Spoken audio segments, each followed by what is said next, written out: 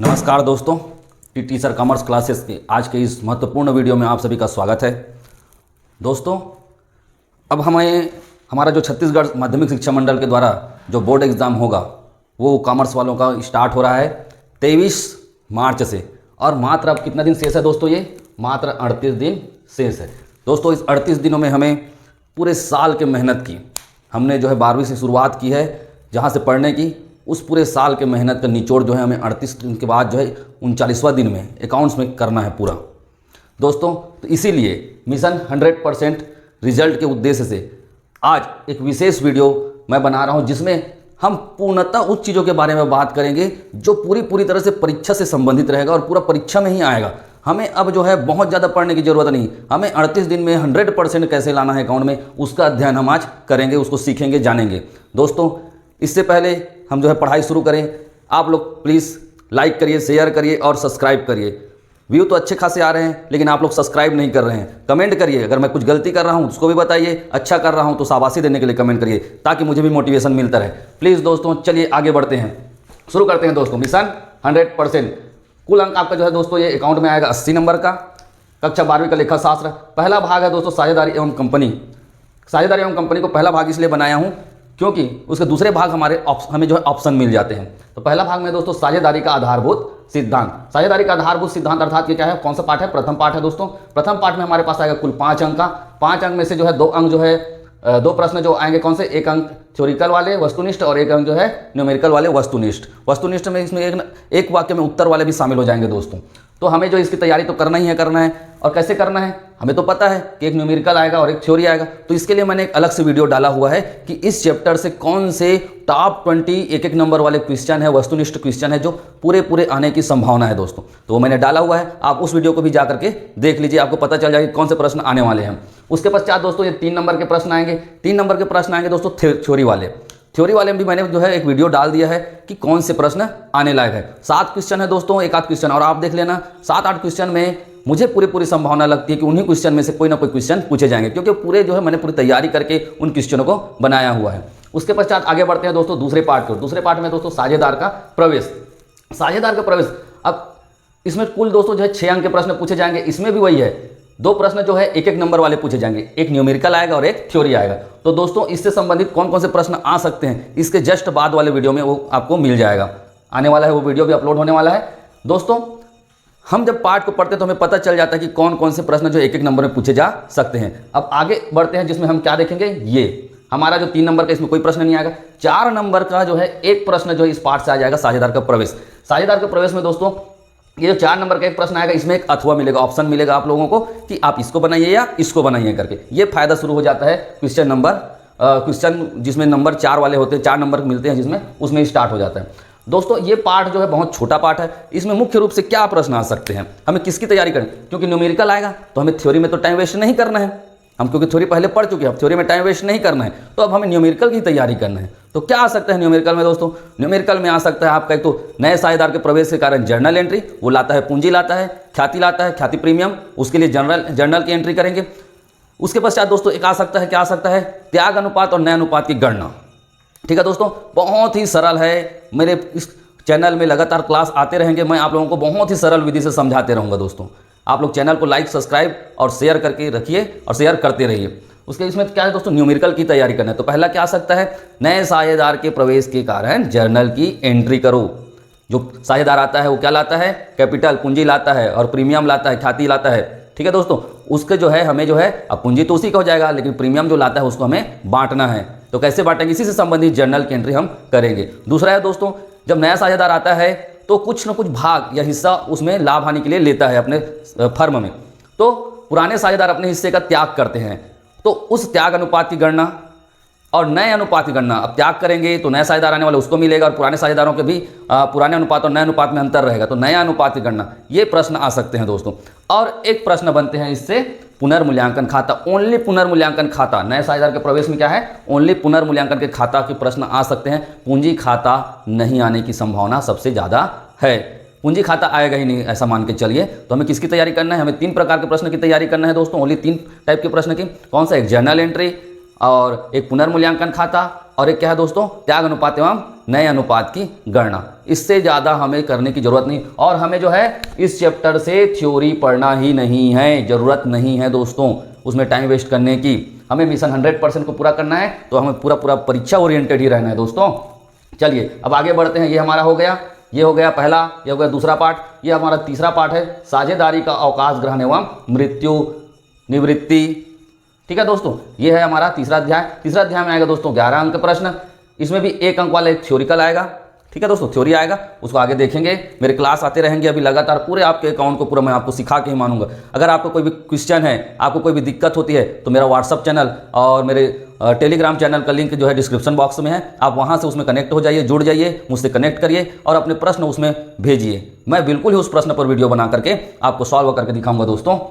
चलिए ठीक है, ये 11 नंबर का आएगा, अध्याय 3 से साझेदारों का अवकाश ग्रहण मृत्यु। इसमें भी 1 नंबर का एक प्रश्न आएगा जो है थ्योरी रहेगा। 3 नंबर का कोई प्रश्न नहीं आएगा दोस्तों। इसमें भी 4 नंबर का एक न्यूमेरिकल आएगा और उसमें भी अथवा ही मिलेगा, है ना। तो 4 नंबर का एक न्यूमेरिकल आएगा दोस्तों।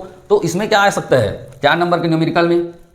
अब इसमें भी क्या है, पुनर्मूल्यांकन खाता है, बिल्कुल है। ठीक है दोस्तों, जर्नल की एंट्री इस पार्ट से नहीं आते हैं, तो क्या आ सकता है, पुनर्मूल्यांकन खाता बनाइए, एक सिंगल पुनर्मूल्यांकन खाता ही बना दीजिए। दूसरा क्या है दोस्तों, वार्षिकी खाता, साझेदार का ऋण खाता। ऋण खाता मतलब कौन सा, जो साझेदार निवृत्त हो रहा है उसको हमें भुगतान करना, उस पैसे को हम जो है उस समय भुगतान नहीं कर पाया फर्म, तो उसने ऋण खाते में डाल दिया, उस ऋण खाते को उच्चन खाता। ठीक है दोस्तों, ये सभी एक ही प्रकार से बनते हैं और ये एक आने लायक प्रश्न है दोस्तों। और एक जो होता है वो होता है नफे का अनुपात और नए अनुपात की गणना। ये 3 प्रकार के प्रश्न, जैसे नए साझेदार के प्रवेश में भी 3 प्रकार के प्रश्न बन रहे हैं, तो फर्म के जो अवकाश ग्रहण वाले चैप्टर में भी 3 प्रकार के प्रश्न ही बन रहे हैं। कौन कौन से दोस्तों? सबसे पहला है क्या, जर्नल एंट्री, तो इसमें से संभावना नहीं रहती है। पुनर्मूल्यांकन खाता बनाना, ठीक है दोस्तों, ओनली पुनर्मूल्यांकन खाता 4 नंबर के बता रहा हूँ। ठीक है, और उसके बाद एक उच्चन खाता वाला, जिसे ऋण खाता भी बोल सकते हैं, उत्तराधिकारी का खाता भी है। ठीक है दोस्तों, और एक जो है अपना नफे के अनुपात और नए अनुपात की गणना, इसको करने का आ सकता है दोस्तों। अब आगे बढ़ते हैं इसी में दोस्तों, ये वाला तो हो गया अपना। 6 अंक का भी एक प्रश्न आएगा। अब देखिए 6 अंक का क्या प्रश्न आ सकता है, सिंपल सी बात है, एकदम लॉजिक लगा लीजिए कि पुनर्मूल्यांकन खाता और साझेदारों का पूंजी खाता बनाइए। ठीक है दोस्तों, तो ये 6 नंबर का प्रश्न है, उसमें क्या आएगा, पुनर्मूल्यांकन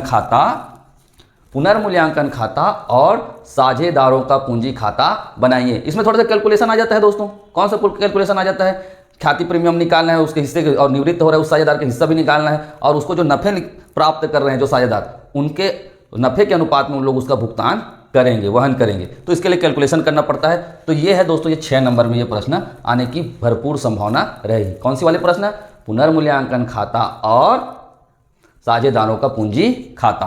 ठीक है दोस्तों, अब आगे बढ़ते हैं हम लोग, जो है समझ में आया। किसी भी प्रकार का प्रश्न हो तो मेरे टेलीग्राम चैनल ओपन है, उसमें आप जो है डालिए अपने प्रश्नों को। नेक्स्ट हमारा चैप्टर है फर्म का विघटन। साझेदारी में से ही हमने यहाँ से शुरू किया, साझेदारी को आए गए, अब साझेदारी का विघटन कर रहे हैं, साझेदारी फर्म को हम बंद कर रहे हैं दोस्तों। तो बंद कर रहे हैं तो कितने नंबर का आएगा इसमें दोस्तों?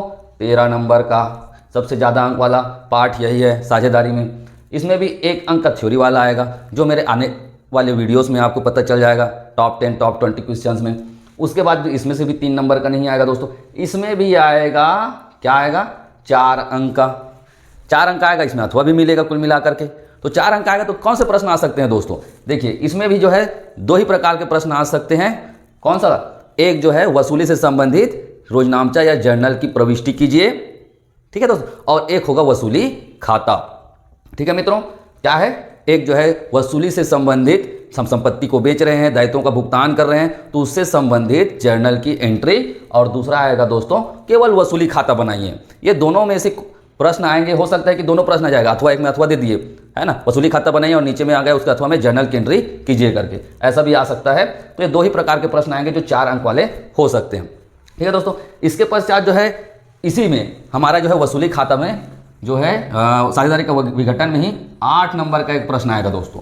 8 नंबर के प्रश्न में आपसे क्या पूछा जा सकता है, आप लोग भी जानते होंगे, वसूली खाता और साझेदारों का पूंजी खाता बनाइए या रोकड़ खाता बनाइए। तो आपको इसमें क्या तैयारी करनी, इसमें भी देखिए न्यूमेरिकल कहीं भी तैयारी करने की जरूरत नहीं है, बहुत ज़्यादा पढ़ने की। हमें जो एग्जाम ओरिएंटेड रहना है, हमें 100% मार्क लाना है, तो हमें जो है पूरे ब्लूप्रिंट के हिसाब से तैयारी करेंगे दोस्तों, तो पूरा नंबर निश्चित ही आएगा। हमारे पास 38 दिन है, ये बहुत है, थोड़ा थोड़ा करके जब पढ़ते रहेंगे, मैंने जो है पढ़ने के तरीके के लिए कैसे आप जो 100% मार्क लाओगे इसके लिए मैंने टाइम टेबल भी बना के डाला हुआ है इस चैनल में। आप उसको देखिए, टाइम मैनेजमेंट करिए और पढ़िए, निश्चित ही आप जो है अकाउंट में 100% नंबर लाएंगे। मैं आपके साथ हूँ, ठीक है दोस्तों। तो इसमें क्या आएगा, फिर वही है, साझेदारी का विघटन है, उसमें मुख्य क्या है, वसूली खाता, साझेदारों का पूंजी खाता और रोकड़ खाता। कैसे कहूँ, इससे ज़्यादा इसमें कुछ भी नहीं है दोस्तों। इन तीनों का हमें अच्छे से तैयारी करना है और वसूली से संबंधित जर्नल की एंट्री की तैयारी तो यहाँ आप कर ही रहे हैं, वसूली खाता भी अगर, तो कुल मिला के हमें क्या करना है, केवल 3 प्रकार के प्रश्नों की तैयारी करना है, ठीक है दोस्तों। प्रश्न 2 ही प्रकार के आएंगे लेकिन खाते 3 प्रकार के। सबसे पहले जर्नल की तैयारी करना है,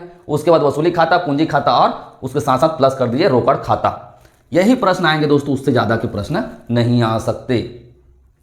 अब दोस्तों एक चीज़ और है, जो साझेदार का प्रवेश है ये और मृत्यु है, इन दोनों में पुनर्मूल्यांकन खाता बनाया जाता है। तो हमें जो है इतना हमारे पास सरलता है कि इन दोनों का जो पुनर्मूल्यांकन खाता तो सेम होता है, चाहे नए साझेदार के प्रवेश पर बनाओ चाहे निवृत्ति या मृत्यु पर बनाइए आप, है ना दोस्तों, है ना, सही है कि नहीं।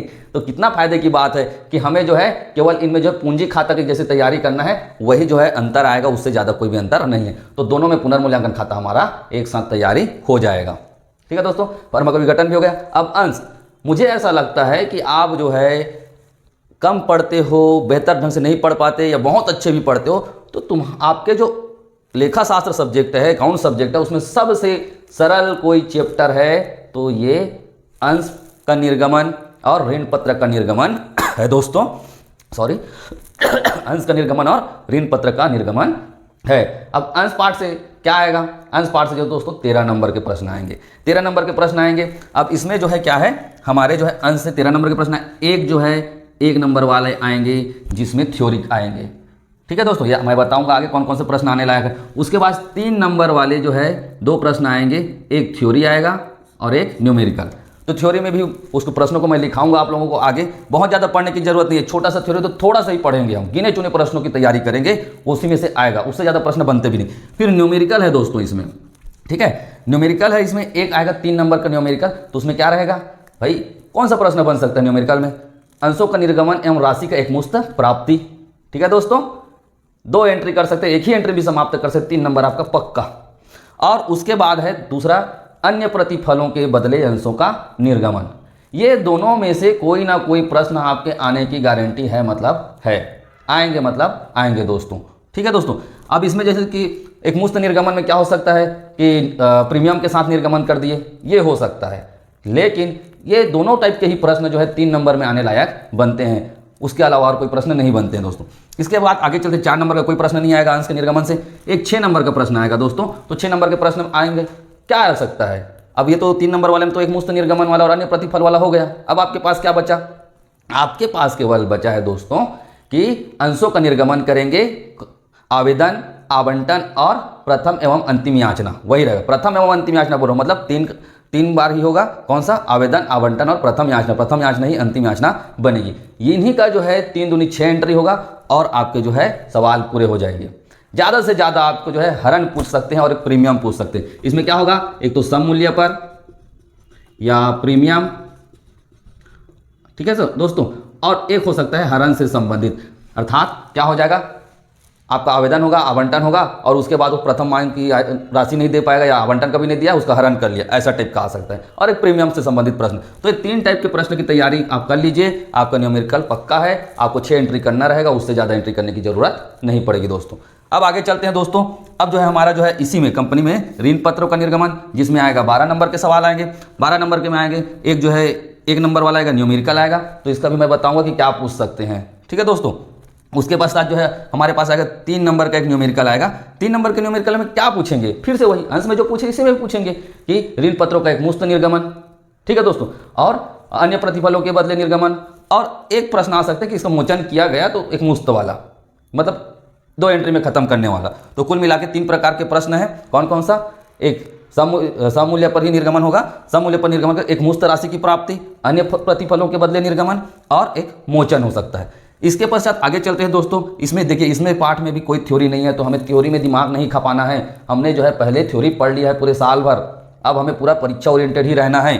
तो जो है क्या होगा, अब आगे चलते हैं, ये 4 का नहीं आएगा, 6 का नहीं आएगा, एक 8 नंबर का आएगा दोस्तों, फिर ये 8 नंबर का आएगा, ठीक है, 8 नंबर अर्थात कितना एंट्री हो जाएगा, 4 दूनी 8 एंट्री में खत्म होगा। तो कहाँ तक? द्वितीय याचना तक ही तो रहेगा।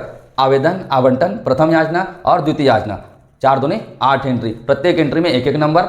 इसमें भी आ सकता है कि लास्ट में अगर आप लोगों को कुछ कठिन देना चाहे तो मोचन का पूछ सकते हैं। उससे ज़्यादा कुछ भी नहीं है, बस आपको जो है समूल्य पर निर्गमन है ना, ऋण पत्रों का निर्गमन किया गया और द्वितीय याचना तक मांगी गई, यही है, इससे ज़्यादा कुछ भी नहीं है। फायदे की बात, हमें दोनों लेसन में थ्योरी की, बहुत बड़ी थ्योरी की तैयारी नहीं करना, इसमें तो ऋण पत्र के निर्गमन में थ्योरी तो देखना ही नहीं है।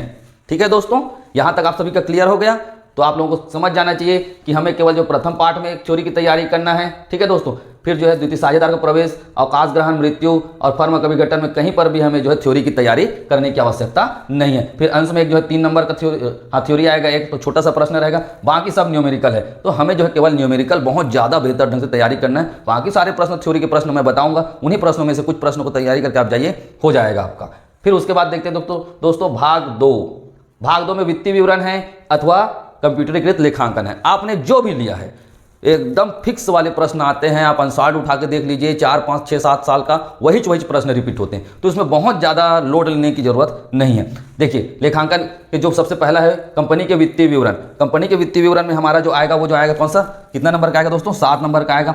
एक जो है वस्तुनिष्ठ प्रश्न आएगा, थ्योरी ही आएगा इसमें, और एक जो है न्यूमेरिकल आएगा 6 नंबर का, 6 और 1 7 नंबर, 6 नंबर का एक जो है क्या आएगा दोस्तों? न्यूमेरिकल आएगा। तो वित्तीय विवरण का विश्लेषण करना रहेगा उसमें सॉरी दोस्तों न्यूमेरिकल, तो कौन से न्यूमेरिकल आ सकते हैं, गिने चुने न्यूमेरिकल है, उसको भी मैं आप लोगों को बताऊंगा। फिर लेखांकन अनुपात है दोस्तों, लेखांकन अनुपात में 5 नंबर का है।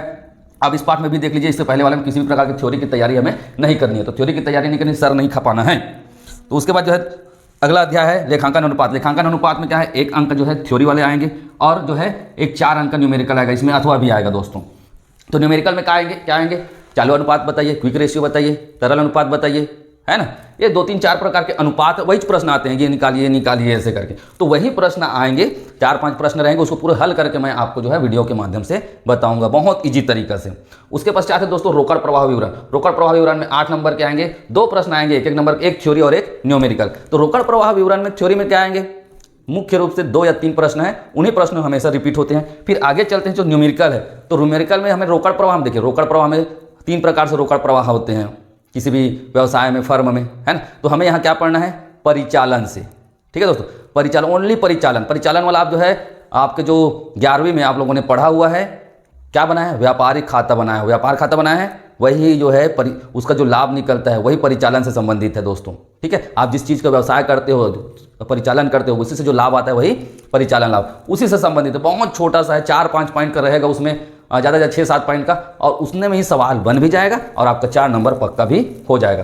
तो इस प्रकार से दोस्तों ये आपका जो है भाग 2 का, अगर आप जो वित्तीय विवरण पोर्शन को पढ़ रहे हैं तो आपका कंप्लीट हो गया। अगर आपको जो ये नहीं पढ़ रहे हो तो, और पढ़ रहे हो भाग 2 के अथवा में कंप्यूटरीकृत लेखांकन से संबंधित पाठों को पढ़ रहे हो तो बहुत अच्छा है, पूरा थ्योरी है। और इसमें भी वही है, इस भाग में भी, कि गिने चुने प्रश्न ही आते हैं, बहुत ज़्यादा प्रश्न डिटेलिंग नहीं है। सबसे पहला भाग है दोस्तों कंप्यूटरीकृत लेखांकन प्रणाली, 5 अंक आएगा, 1 अंक का जो है एक थ्योरी वाला प्रश्न आएगा, क्योंकि पूरा थ्योरी है, सारे थ्योरी ही आएंगे इसमें, और कुछ भी नहीं आ सकते हैं दोस्तों, ध्यान रखिएगा दोस्तों। अब देखिए एक जो है 4 अंक का आएगा थ्योरी, इसमें अथवा भी मिलेगा। तो देखिए मैं 4-5 प्रश्न बताऊंगा आप लोगों को, जो हमेशा आया है शॉर्ट से, है ना। तो उसमें से 2 प्रश्न तो आ ही गए, मान लो 5-6 प्रश्न बताए तो 2 प्रश्न आ ही गए, 4 नंबर आपका पक्का हो गया इसमें। ठीक है दोस्तों, उसके बाद जो कंप्यूटरीकृत लेखांकन प्रणाली का उपयोग है, उपयोग में भी 5 अंक आएगा, 1 अंक का एक थ्योरी आएगा, और फिर से इसमें एक 4 अंक का थ्योरी आएगा। फिर से इसमें जो वही 4-5 प्रश्न बनते हैं, उससे भी कम प्रश्न बनते हैं, और ज़्यादा कुछ भी नहीं है। उसके बाद जो है डीबी में, डाटाबेस मैनेजमेंट सिस्टम में 6 अंक के प्रश्न आएंगे दोस्तों। 6 अंक के प्रश्न में जो है एक ही आएगा, पूरा क्या रहेगा, ये न्यूमेरिकल है, 1 मिनट, है ना, ये न्यूमेरिकल नहीं होना चाहिए मेरे हिसाब से, पूरे न्यूमेरिकल नहीं रहेंगे दोस्तों, इसमें तो न्यूमेरिकल है ही नहीं, इसमें आएगा पूरा थ्योरी आएगा दोस्तों। तो हमारा क्या है दोस्तों, 6 अंक का एक थ्योरी आएगा, इसमें भी गिने चुने प्रश्न हैं, उससे ज़्यादा की आवश्यकता नहीं है। आप लोगों को बहुत ही सरल तरीक़ा से, बहुत ही छोटे रूप में, इतना ज़बरदस्त तरीक़े से पूरा सिलेबस को समझाऊंगा, कौन कौन से प्रश्न आ रहे हैं उसको बताऊँगा। आप जो है इस चीज़ को पढ़ के भी जाते हो तो अच्छे खासे नंबर ले आओगे, लेकिन आपको टॉपर बनना है दोस्तों, टॉप करना है, तो टॉप करना है तो मैं जो पढ़ाऊंगा उसको भी, आपने और पढ़ा है उसको भी, सबको समाहित करना है और बेहतर परिणाम लाना है, टॉपर बनना है दोस्तों। पिछले साल कॉमर्स वालों ने माध्यमिक शिक्षा मंडल में अपना परचम लहरा दिया है, झंडा गाड़ दिया है, इस कारण इस साल कॉमर्स में बहुत बच्चे एडमिशन भी लिए हैं। उनको भी लगा है कि भाई कॉमर्स में भी आते हैं, आ भी रहे हैं। पहले जो है कॉमर्स में जो है इंटरनल मार्क नहीं देते थे, साइंस वाले बाजी मार लेते थे इंटरनल मार्क के कारण। अब सबको पता चल रहा है कि अगर कॉमर्स वालों को भी दिया जाए वो सुविधा, तो कॉमर्स वाले भी अपना झंडा गाड़ेंगे और गाड़ रहे हैं दोस्तों, आप भी उसमें शामिल होंगे। इसके बाद देखते हैं दोस्तों, लास्ट ये चैप्टर है हमारा स्प्रेडशीट का लेखांकन अनुप्रयोग। ठीक है दोस्तों, आपने एक्सेल वगैरह पढ़ा हुआ है, वही है। इसमें 4 अंक का प्रश्न आएगा, एक ही प्रश्न आएगा जो है थ्योरी रहेगा। एकदम निश्चित 3 प्रश्न बनते हैं इस पार्ट से, तीनों में से अब इसमें अथवा आएगा तो 2 प्रश्न आने हैं। तो आप तीनों प्रश्न 3-4 प्रश्न बताऊंगा, उसको अच्छे से तैयारी कर लीजिए, उसमें से 2 प्रश्न आएंगे ही आएंगे। कोई भी प्रश्न है आप लिखिएगा। ये इतना ईजी है दोस्तों, आप लोगों का अकाउंट बहुत छोटा सिलेबस है यार। ठीक है दोस्तों, इस तरह से जो आपके क्या होंगे, एक नंबर वाले 10 प्रश्न आएंगे, टोटल 80 नंबर के आपके प्रश्न पत्र रहेंगे। एक नंबर वाले 10 प्रश्न आएंगे, 3 नंबर वाले 4 प्रश्न आएंगे, 4 नंबर वाले 6 प्रश्न आएंगे, और 6 अंक वाले 3 प्रश्न आएंगे, और 8 अंक वाले आएंगे आपके 2 प्रश्न दोस्तों। ठीक है दोस्तों, मंजिल तक पहुंचते वो नहीं है दोस्तों जो मेहनत करते हैं, मंजिल तक पहुंचते हैं वो है जो दिमाग लगा करके सिस्टमेटिक ढंग से और स्मार्ट वर्क करके रास्ता चुनते हैं और मेहनत करते हैं। मेहनत तो बहुत लोग करते हैं, टॉपर कौन बनता है? जो स्मार्ट वर्क करता है। साल भर पढ़े, अब हमारे पास स्मार्ट वर्क करने का टाइम आ गया है, समय कम है, 38-40 दिन का भी बचा हुआ है, और हमारे पास ये न्यूमेरिकल ब्लूप्रिंट खाका है। तो इसके माध्यम से हम तैयारी करते हैं, तो हमें जो है 100% मार्क लाने से कोई नहीं रोक सकता। ठीक है दोस्तों, अब आखिर में फिर से वही बोलना चाहूँगा कि आप मेरे चैनल को लाइक करिए, शेयर करिए, सब्सक्राइब करिए, मेरा सहयोग करिए, मैं आप लोगों को फ्री में सहयोग करता रहूँगा। दोस्तों, इसको अपने दोस्तों के पास जरूर शेयर करें। इसके पश्चात और वीडियो लगातार आते रहेंगे दोस्तों, टाइम मैनेजमेंट से संबंधित, और पूरा टाइम टेबल बना करके मैंने अपने इसी चैनल में डाला हुआ है। आप उस वीडियो को जरूर देखिए और अपना उसके अनुसार टाइम टेबल बनाइए। और दोस्तों, मैंने उसमें केवल टाइम टेबल नहीं बनाया है, टाइम टेबल को कैसे हमें फॉलो करना है इसके बारे में पूरी तरीके से बताया हुआ है। और आप जो टाइम टेबल को अपना क्यों फॉलो नहीं कर पाते, ये भी मैंने बताया हुआ है। आप मेरे बातों को मानेंगे तो निश्चित ही आप सफलता को प्राप्त करेंगे। धन्यवाद दोस्तों, मिलते